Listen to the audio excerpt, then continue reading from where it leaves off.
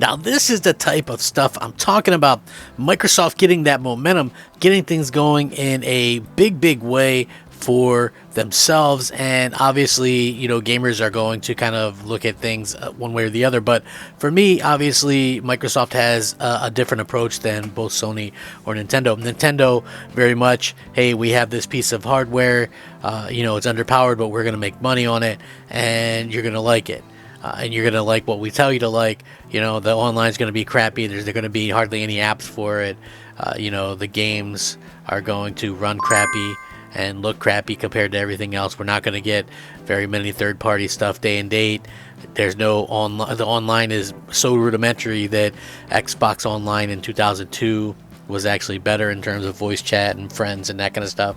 But hey, you're also not going to have an achievement system or a trophy system or anything like that. But when it comes down to some of these other types of bits and pieces of announcement, it is nice to see that Microsoft is out there trying. Microsoft has definitely ran quite a lot of deals on the Xbox Series X this past month and a half or so, and I think that's really starting to kind of pay off in comparison. So that's really nice to see. Listen, Microsoft wants to sell consoles, but Microsoft doesn't have to sell as many consoles as PlayStation, if that makes sense. I know some people are going to have trouble understanding that in and of itself. I'm just being honest.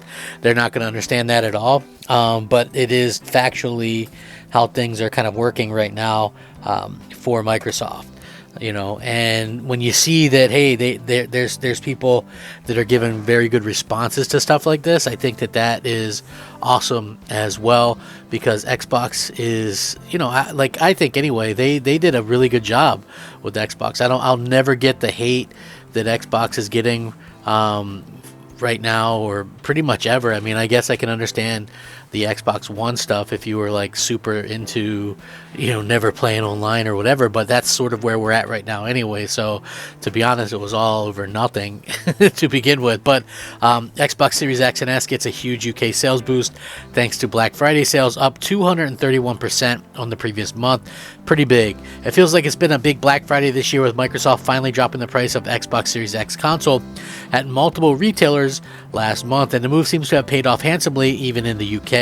According to Game Industry Biz, UK data actually shows that the Series X and S sales were up a huge 231% from October to November this year. November 2023 sales for Microsoft's newest console were also up 4% on November 2022's, which I think was their biggest ever at that point. So combined with Sony's PS5 and the Switch, this led to a 12% increase in UK console sales overall, same time last year, which is always a good to see. In total, across all platforms, almost 500,000 consoles were sold in the region during November. So it's nice to be writing a slightly more positive sales story, for sure, according to this anyway, which is pure Xbox. According to the same outlet, Series X and S struggled in Europe during October, although the data didn't include the UK or Germany. It'll be interesting to see how the system fared in those same European markets in November. We should find out in the coming weeks. But yeah, nice to see that this is kind of happening right now the way that it has. Whenever you hear that, there's going to be discounts and things like that. And listen, we probably will never see discounts like we used to, permanent discounts or whatever. So it is nice to see that things are kind of coming into their own for Microsoft and whatnot. So yeah, nice to see that coming. Nice to see that Microsoft is fighting fire with fire. And I've mentioned this numerous times in numerous videos, right? Xbox, the original Xbox even, had contemplated giving away the console. And the reason why you do that is because you make up sales on the back end with software and services. So that was probably something that they were kind of looking forward to doing as well. So coming in second place behind PlayStation is really good. 231% sales jump month on month. Thanks to that is really nice to see. Nintendo Switch third spot with sales up 175% month on month, but down 19% over the same period last year, which, by the way, the sales of the Switch have been like absolutely insane.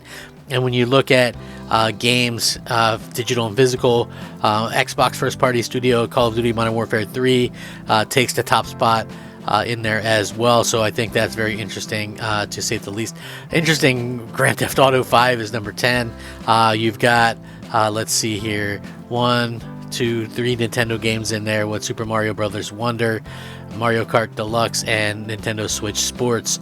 Again, so we're seeing lots of stuff kind of come out for Microsoft in such a way that it is very good to see. And that's one of the things that they're kind of exploring. It's not, I think the sooner people start to realize that Xbox is not just a console, but it is still a console, right? That's going to be the thing that is really better off in the long run. So I hope that they continue to kind of understand where they're coming from with this stuff, and you have to keep going on and on with the giving people a reason to play the games and to buy the games.